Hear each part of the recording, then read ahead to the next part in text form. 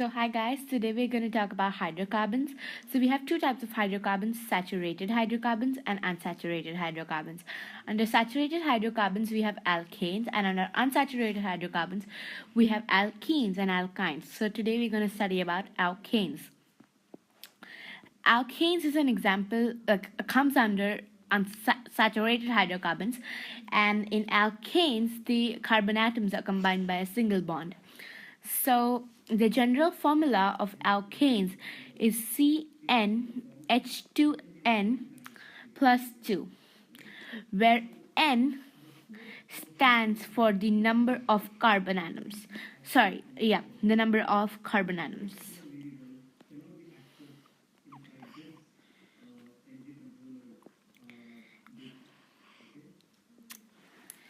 Okay, so the examples for alkanes are methane.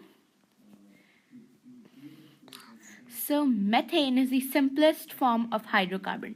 The general formula for methane is C H.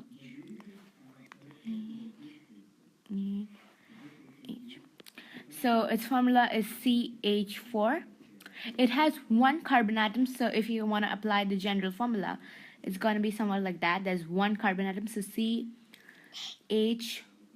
because it comes one here, and there's a plus 2. And yeah, so this is what, if you solve it, you get something like this. Now we have here another thing is meth stands for 1, and ane indicates the alkane family. Next we come to ethane. Eth stands for 2, and ane again indicates the alkanes family. So the structural formula for ethane is like that, and here you want to make sure that the carbon has 4 bonds. So if you want to see that, that's one here, it's one bond here. So we have one bond here, one bond here, one bond here, one bond here, one bond here, one more. So there should be 4 bonds. So the general formula for ethane is C2H6. It has 2 carbons and 6 hydrogens. So now let's talk about propane.